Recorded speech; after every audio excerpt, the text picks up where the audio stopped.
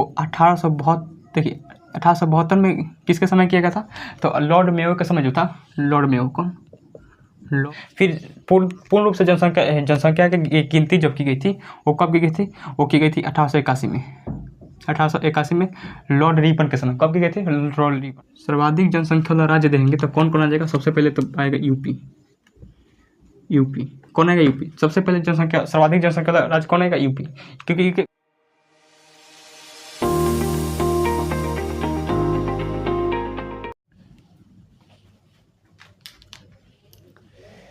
जय हिंद।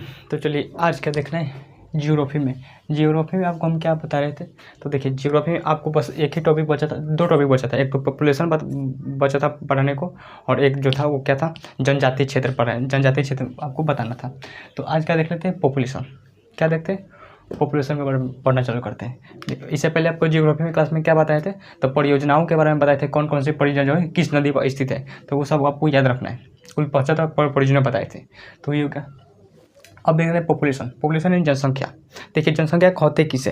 देखिए किसी भी क्षेत्र या फिर किसी भी शहर के लोगों को, जो लोग होते हैं उनको ही हम क्या कहते हैं? जनसंख्या कहते हैं। देखिए जनसंख्या का सबसे पहले सिद्धांत किसने दिया था? माल्थस नामक विद्वान ने दिया था। किसने दिया था? माल्थस। देखिए माल्थस किसने दिया था? माल्थस ने कहा था, क्या कहा था कि जनसंख्या जो होती है वो गुणोत्तर श्रेणी में बढ़ती है। किस श्रेणी में बढ़ती है? गुणोत्तर श्रेणी का मतलब होता है कि प्रत्येक लगभग 16 साल के बाद जनसंख्या दुगुनी हो जाना। क्या होता? देखिए इसने कहा था कि गुणोत्तर श्रेणी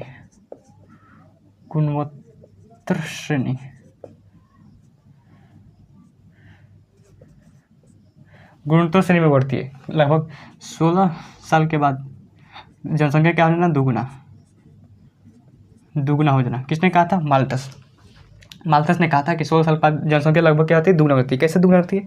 आप खुद देखिए, आज से लगभग आप अपने परिवार में देखिएगा, आज से अगर लगभग 15 साल पीछे चाहिए, 15 साल पीछे जाएंगे तो मतलब आपके 15 साल पीछे जाएंगे तो आपके फैमिली में जो होता है, वो फैमिली में जो जितने लोग होंगे वो आज के समय में क्या हो जाएंगे? कुछ ना कुछ फैमिली, अगर आपके 15 साल पहले अगर आपकी फैमिली, पूरी फैमिली में जैसे चाचा भतीजे सब होते हैं, पूरी फैमिली में मिलाकर आप देखें, अगर 20 लोग होते हैं, 20 लोग ज़्यादा हुए, समझो अगर 20 लोग होते हैं तो आज के समय में क्या हो? 5 साल बाद 15 साल बढ़कर 16 साल बढ़कर क्या हो जाएंगे? 20 से क्या हो जाएंगे? 30 हो जाएंगे, 35 हो जाएंगे। तो ऐसे ही जो होता है जनसंख्या बढ़ने लगती है।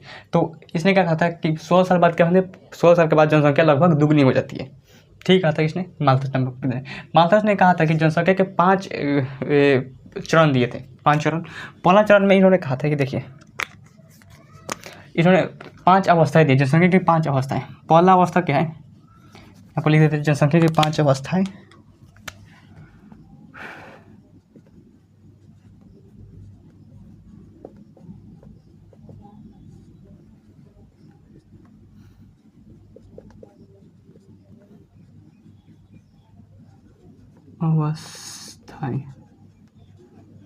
देखिए माल्थस ने कहा था कि जनसंख्या क्या है? 5 अवस्थाएं। पहली अवस्था क्या है? देखिए पहली अवस्था जो है, पहली अवस्था में क्या होता है कि जन्म दर जो होती है, जन्म दर जो होती है वो क्या होती है? बहुत ज़्यादा होती है।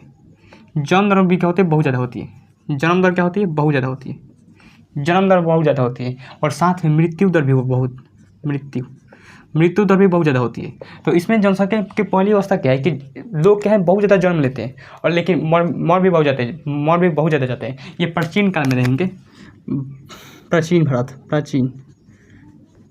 भारत ये देखेंगे तो प्राचीन भारत में देखने को मिलता था। कौन?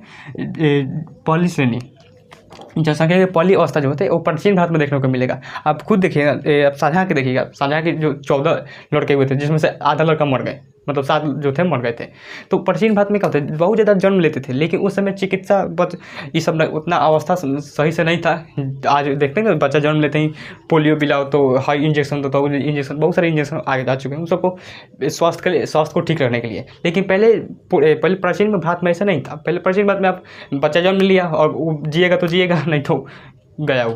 तो बहुत ज़्यादा जन्म लेते थे, लेकिन बहुत ज़्यादा मर भी जाते थे। इसलिए इसे पहली जनसंख्या की पहली अवस्था में क्या होता है? मृत्यु दर भी ज़्यादा होती है और जन्म दर भी ज़्यादा होती है। अब आते हैं जनसंख्या की दूसरी अवस्था। देखिए जनसंख्या की दूसरी अवस्था क्या है?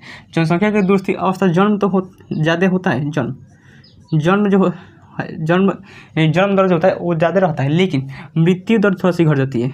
मृत्यु दर थोड़ा सा क्या होती है, घट जाती है, थोड़ा सा घटती है मृत्यु दर। जब मृत्यु दर थोड़ा सा घट जाती है तो क्या होता है कि इसमें अब जब मृत्यु दर घट जाएगी और लोग बच्चे जब जन्म लेते रहेंगे तो जनसंख्या तो बढ़ती चली जाएगी। तो इसमें जनसंख्या बहुत ज़्यादा बढ़ती है, जनसंख्या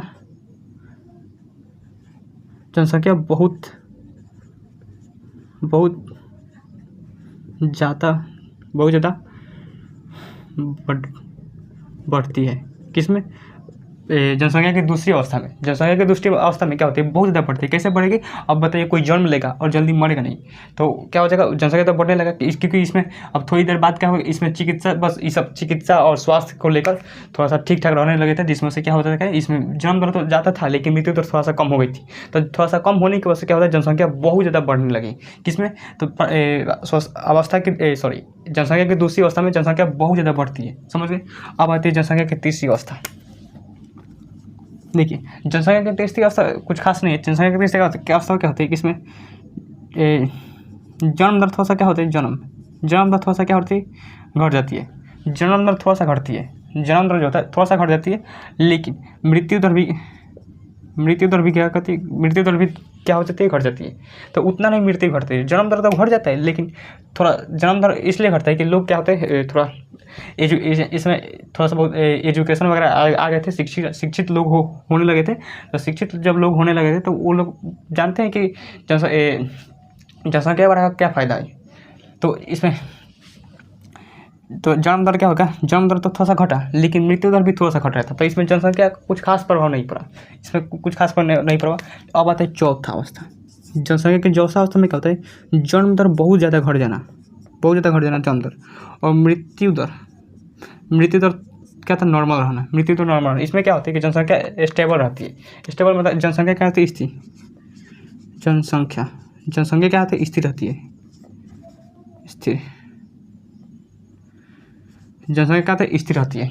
जनसंख्या जब स्थिर रहती है तो इसमें कोई दिक्कत नहीं होता है। कहता है जनसंख्या जब स्थिर होती है तो कोई दिक्कत नहीं होता है। जैसे अभी भारत जो है वो चौथी अवस्था है। भारत जो है वो क्या है, चौथी अवस्था है। भारत जो है वो चौथी अवस्था में, किस में अवस्था है, चौथी अवस्था में। तो क्या हो गया, जन्म दर तो घट गया, और जन्म दर तो घट गया, लेकिन मृत्यु दर भी जो है वो घटा है। लेकिन अब पाँचवीं अवस्था क्या है, जन्म दर तो बहुत ज़्यादा घट जाता है। जन्म दर तो बहुत ज़्यादा घटेगा, और साथ में मृत्यु दर भी बहुत ज़्यादा घट जाता है। ये विकसित देशों में देखने को मिलता है। अब देखेंगे यूरोप हो गया, अमेरिका हो गया, ये सब क्या होता है, विकसित देश होते हैं। इनके क्या होता है कि सारे यूरोप में सारे लोग पढ़े लिखे होते हैं, और जिस वजह से पढ़े लिखे होने की वजह से इसमें कोई लोग जनसंख्या नहीं बढ़ाते हैं, और जनसंख्या नहीं बढ़ाने के कारण आप समझ गए बहुत ज़्यादा पढ़े लिखे होते हैं। अब ये जो पढ़े लिखे होते हैं वो जनसंख्या बढ़ाएंगे ही नहीं, क्योंकि उनको पता है कि भाई बहुत ज़्यादा जनसंख्या बढ़ा क्या करना है। तो वो लोग नॉर्मल जनसंख्या रखते हैं। और देखिए, इसमें मृत्यु दर भी घट जाती है। क्यों घट जाती है? क्योंकि ये लोग बहुत विकसित देश हैं। ये अमेरिका हो गया, इंग्लैंड हो गया, ये सब यूरोप देश में क्या होता है, बहुत ज़्यादा विकसित देश है। उसमें अथाह टेक्नोलॉजी है, तो बहुत मतलब जल्दी किसी को बीमार वगैरह जो है बीमार पड़ते हैं तो ठीक हो जाते हैं। तो इसलिए क्या होता है, मृत्यु दर बहुत ज़्यादा घट जाती है। तो ये सब विकसित देशों में मिलता है। जनसंख्या की पाँचवीं अवस्था विकसित देशों में देखने को मिलता है। तो समझ गए, पाँचवीं अवस्था।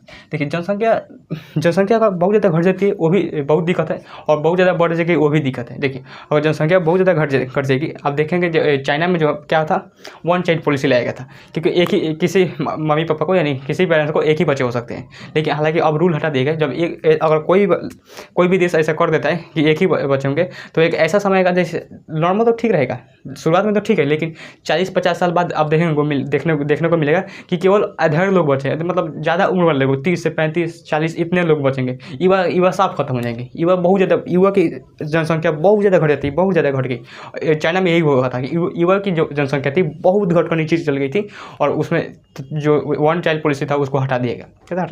लेकिन भारत में इसे कंट्रोल करने की ज़रूरत है। कोई ना कोई ऐसा विधेयक लाना चाहिए ताकि हम लोग जनसंख्या पर कंट्रोल कर सकें। हालांकि विधेयक नहीं भी लेंगे, और कोई भी अगर एजुकेशन दे देते हैं, क्योंकि अब बड़े देशों में देखेंगे बहुत ज़्यादा एजुकेशन। अब इंग्लैंड में देखिए, यूरोप में देखिए, अमेरिका में देखिए, क्या ये लोग एजुकेशन से पीछे नहीं है। और फिर इन पर कोई भी ऐसा कोई विधेयक नहीं है, फिर भी ये लोग जनसंख्या कंट्रोल करके रखें। तो हमारे ये लोग शिक्षित होना नहीं चाहते हैं। शिक्षित किसी किसी गाँव में तो कोई शिक्षित कोई बच्चे को पढ़ाना भी नहीं चाहता है। तो ऐसे मतलब हाल है, और महिलाओं को तो और भी ज़्यादा दिक्कत हो जाता है। महिलाओं को यदि पढ़ने नहीं देते गाँव में तो और, पहले शहर में तो पढ़ भी लेंगे, लेकिन शहर वाले भी जो है वो ऐसे ऐसे काम करते हैं कि ताकि गांव वालों को अब शहर जाने की मतलब रोक लग जाए। और गांव में ऐसे है कि गांव में देखेंगे लड़कियों की जैसे लड़कियों का साक्षरता मतलब जो एजुकेशन है वो बहुत ही नीचे है, लो लेवल पर है। तो ये सब ज़रूरी है कि एजुकेशन बहुत ज़्यादा हो लड़कियों को भी, ताकि जनसंख्या कंट्रोल करने में हमें मदद मिल सके। ये हो गया।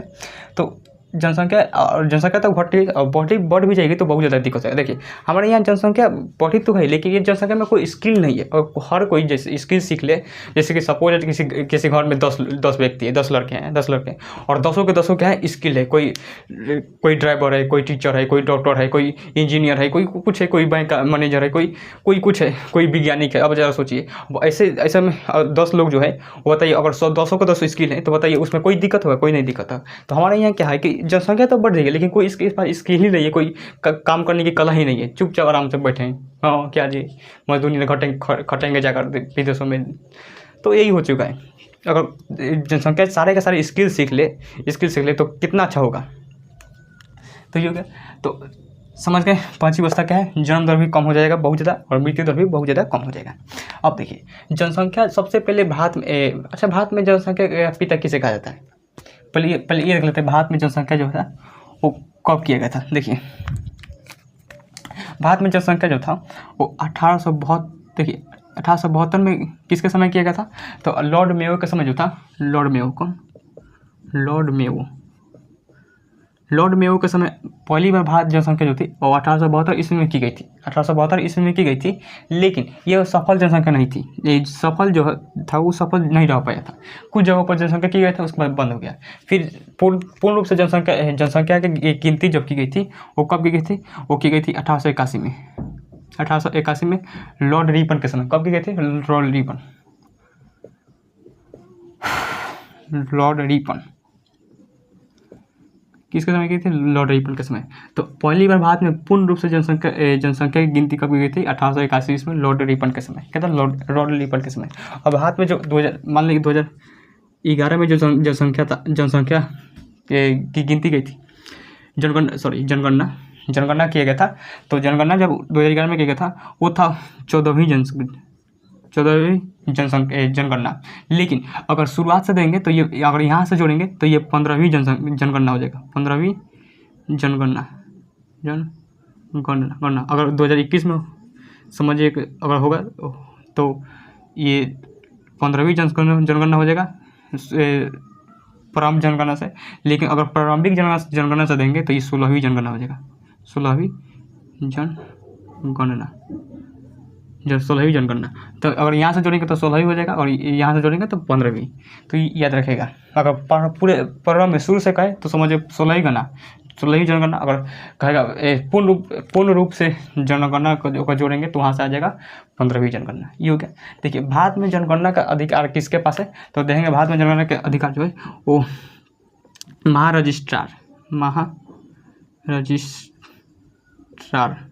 महारजिस्ट्रार के पास क्या है? जनगणना करने का अधिकार है। गृह मंत्रालय से परमिशन देती है। और एक आता है जनगणना आयुक्त।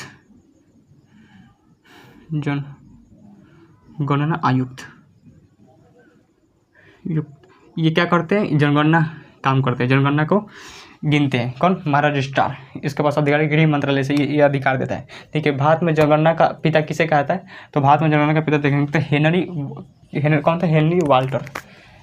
पिता भारत में जनगणना के पिता कौन थे? Henry Walter. कौन थे? Henry Walter. समझ गए? Henry Walter. हालांकि सबसे पहले अगर दुनिया में सबसे पहले जनगणना किस देश ने किया था? तो दुनिया में सबसे पहले जनगणना जो था वो स्वीडन ने किया था। यूरोप में है, स्कैंडिनेवियाई देश में देंगे तो एक कौन आता है? स्वीडन। तो सबसे पहले दुनिया में पहली जनगणना किसने किया था? स्वीडन। स्कैंडिनेवियाई देश में आते हैं तो वो कौन आता है, स्वीडन। स्वीडन जो है वो इसमें पॉइंट सबसे पहले जनगणना इस यहीं पर किया गया था, कहता है यहीं पर किया था। अब देखिए भारत में जनसंख्या बहुत ज़्यादा है, कहता है बहुत ज़्यादा है। अगर भारत में जनसंख्या देंगे तो पूरी दुनिया का जो पहले भारत की क्षेत्रफल देख लेते हैं। तो भारत का क्षेत्रफल पूरी दुनिया में जो है, दुनिया का कितना परसेंट है, 2.4% क्षेत्रफल, 4% क्षेत्रफल पूरी दुनिया का। भारत का जितना ज़मीन है वो पूरी दुनिया का जो है 100% में से 2.4% ज़मीन है। और जबकि अगर दुनिया के जनसंख्या देंगे, दुनिया में अगर भारत की जनसंख्या देंगे तो लगभग 17%, कितना है, 17% जनसंख्या कितना प्रतिशत है, लगभग 17%। यानी दुनिया में जितने भी लोग हैं तो उनमें से 100% में से जो है वो भारत में लगभग 17% है। कितना, 17%, सोचें। और पूरी दुनिया का क्षेत्रफल जो है, भारत का क्षेत्रफल कितना है, 2.4%। देखिए बहुत ज़्यादा जनसंख्या है। हालांकि हमारा से भी ज़्यादा जनसंख्या चाइना का है। ये हो क्या। अब क्या देखिए, अब अगर देखेंगे एक आता है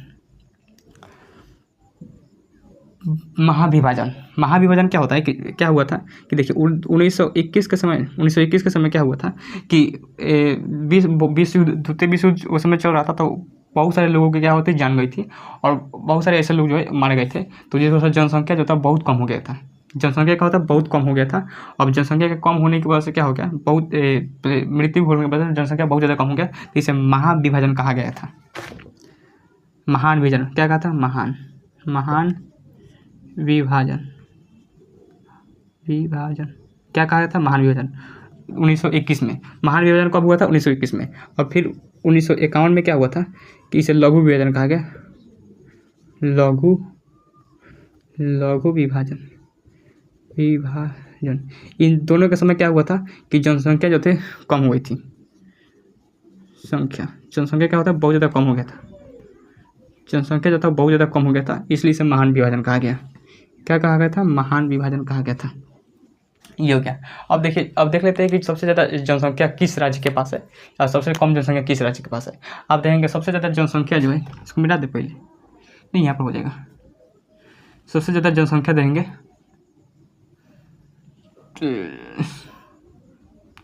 सर्वाधिक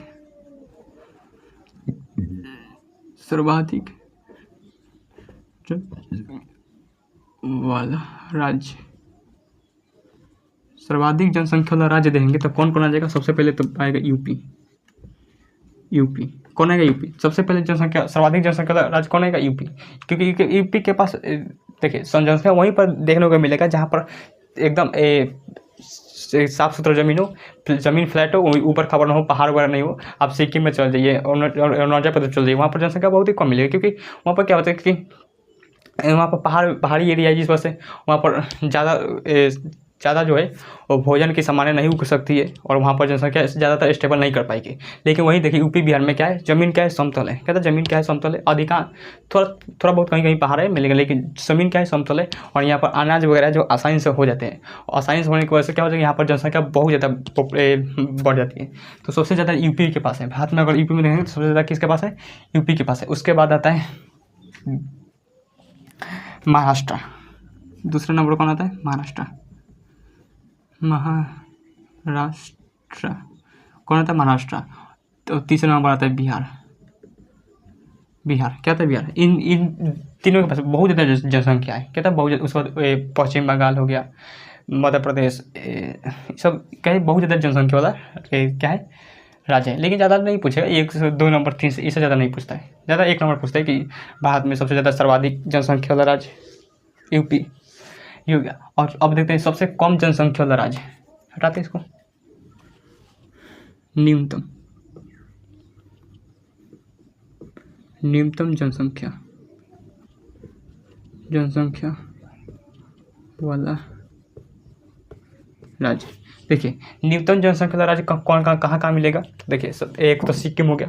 सिक्किम के पास क्योंकि पहाड़ी एरिया में क्या होता है कि बहुत ज़्यादा लोग नहीं रह पाते हैं। पहाड़ी एरिया में बहुत ज़्यादा लोग स्टेबल करना बहुत ज़्यादा मुश्किल होता है, क्योंकि वहाँ पर अनाज वगैरह जो है वो उग ही नहीं सकते हैं। तो सिक्किम हो जाएगा, मिजोरम और अरुणाचल प्रदेश, ये सब पहाड़ी एरिया है। पहले पर क्या हो जाएगा, सिक्किम।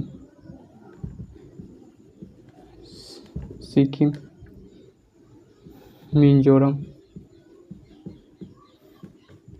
अरुणाचल प्रदेश, अरुणाचल प्रदेश, अरुणाचल प्रदेश, ये सब क्या है, बहुत कम जनसंख्या वाला राज्य है, बहुत ज़्यादा कम जनसंख्या वाला राज्य है। और सर्वाधिक जनसंख्या यूपी, महाराष्ट्र, बिहार, ये सब बहुत ज़्यादा हो गया। अब उसका साक्षरता देख लेते हैं। जनसंख्या तो हो गया, क्या हो गया, जनसंख्या हो गया। अब क्या देख लेते हैं, साक्षरता। साक्षरता मतलब जो पढ़े लिखे होते हैं। तो सबसे ज़्यादा सर्वाधिक साक्षरता वाला राज्य, इसको सर्वाधिक साक्षरता वाला राज्य, सर्वाधिक साक्षरता वाला राज्य और न्यूनतम सर्वाधिक देख लेते हैं। देखिए, सर्वाधिक साक्षरता का मतलब पहले क्या होता है। देखिए, जो कोई भी व्यक्ति जो पढ़ा लिखा होता है उससे साक्षरता का होता है। और ये जरूरी नहीं कि कोई पढ़ा लिखा है तो एमए किया होगा, बीए किया होगा, मतलब बड़े बड़े इंजीनियर करेंगे, नहीं। कोई व्यक्ति अगर सिर्फ कोई भी पढ़ लेता है, जैसे क्या लिखा है स्वीडन, ये स्वीडन पढ़ लेगा, इंग्लिश में ABCD पढ़ लेता है, इंग्लिश क ख ग पढ़ लेता है, ये सब पढ़ लेता है। कोई भी लिखा हुआ चीज़ जो है, जैसे रेलवे स्टेशन पर लिखा होता है हिंदी इंग्लिश में कि फलाना रेलवे स्टेशन जंक्शन, ये सब उस तरह से मुगल सराय जंक्शन, पटना जंक्शन, ये सब लिखा होता है, वो सब पढ़ लेता है। तो उस क्या कहलाएगा, साक्षरता, वो पढ़ा लिखा कहेगा। देख रहे हैं, अब अगर कोई व्यक्ति एक क्लास में नहीं पढ़ा हो और केवल खाली सिर्फ पढ़ लेता हो तो सब क्या किस में जाएंगे, एजुकेशन में उसको गिना जाएगा, यानी साक्षरता में गिना जाएगा। ठीक है, देखिए, सबसे सर्वाधिक साक्षरता वाला राज्य जो है केरल में है। कौन है, केरल। सर्वाधिक साक्षरता वाला राज्य कौन सा है, केरल। कौन सा है, केरल। केरल में लगभग जो है वो 96% है, 96.2, लगभग 96.2%। कितना साक्षरता जो है, कितना है, 96.2%, लगभग 96.2%। उसके बाद आता है मिजोरम। मिजोरम में कितना है, ये आपको मिजोरम तो आता है 2 नंबर पर। मिजोरम देखिए, आपको डाटा थोड़ा सा मिसमैचिंग में नहीं, मतलब थोड़ा सा इधर उधर होगा, ज़्यादा नहीं, एक पॉइंटों में इधर उधर होगा, तो पॉइंट में आपको ध्यान नहीं रखना है। जैसे केरल में दिएगा साक्षरता प्रतिशत, कहीं पर 95 दे देगा, कहीं पर 96 दे देगा, तो बस इतना ही डिफरेंस होता है, उससे ज़्यादा डिफरेंस नहीं होता है। तो आपको डाटा उस समय का याद रखना है, करेंटली डाटा याद करके जाना है। हालांकि 1 नंबर था केरल में, क्योंकि बहुत सारे लोग जो है वो पढ़े लिखे होते हैं, बहुत ज़्यादा लोग जो है केरल में पढ़े लिखे होते हैं। उसके बाद आता है मिजोरम। उसको गोवा में देखेंगे, मिजोरम का लगभग कितना प्रतिशत होगा, नेट पर मार्क पर सर्च कर दिएगा। मिजोरम में लगभग 91.3 का दर था, 91.3%, 91.3%। आप उस समय जानते हैं, मिजोरम के पास आता है गोवा, और गोवा पर से क्या आ जाएगा, त्रिपुरा। तीसरा नंबर पर आता है गोवा, और चौथा नंबर पर आता है त्रिपुरा। देखिए, गोवा में लगभग कितना आता है, 88.2 के आसपास होगा, और इसमें 87.2 के आसपास होगा। तो ये आपको करेंटली डाटा याद रखकर जाना है। लेकिन 1 नंबर कौन है, केरल। सबसे सर्वाधिक साक्षरता वाला राज्य कौन सा है, केरल। केरल में बहुत ज़्यादा लोग जो है पढ़े लिखेंगे, आपको मिलेंगे नहीं, आलतू फालतू नहीं। और लेकिन अब देखते हैं कम है, अब देखते हैं क्या कम जो है, सबसे न्यूनतम साक्षरता वाला राज्य कौन आएगा। तो सबसे न्यूनतम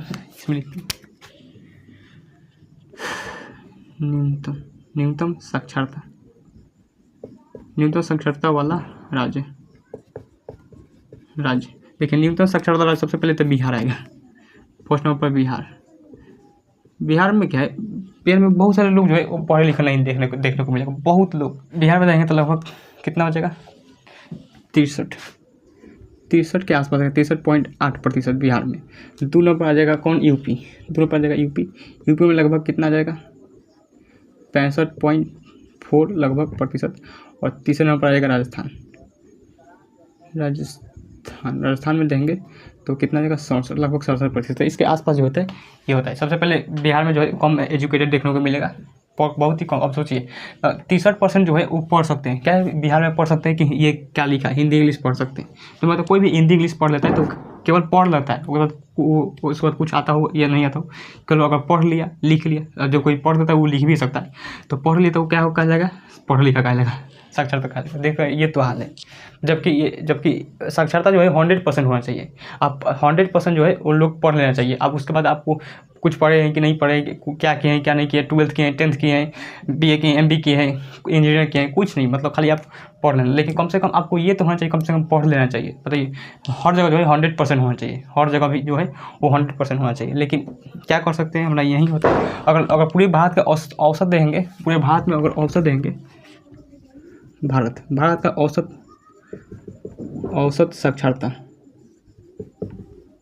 साक्षरता देंगे तो लगभग 7.77%। 7.77% कितना पूरे भारत का है, कितना पूरे भारत का, और पूरे भारत का जो है कितना है 7.77%। अगर वहीं पर अगर दिल्ली का देखें तो दिल्ली का लगभग 86-87 के पास है, 86 पॉइंट कुछ समथिंग है दिल्ली का साक्षरता। तो ये सब क्या है, पॉपुलेशन यानी जनसंख्या के बारे में था। तो ये तो हो गया जनसंख्या के बारे में था। और अब एक टॉपिक रह गया, क्या टॉपिक रह गया है, तो जनजाति क्षेत्र देखने का बाकी है। तो उसको जनजाति क्षेत्र देखने के बाद ज्योग्राफी क्या हो जाएगा, खत्म हो जाएगा। अब ज्योग्राफी के बाद हम क्या चालू करेंगे, देखेंगे क्या चालू करना है ज्योग्राफी के बाद। तो आई होप आज इस वीडियो को आप समझोगे। आज के लिए यहीं तक रहने देते हैं, तब तक मिलते हैं किसी नेक्स्ट क्लास में।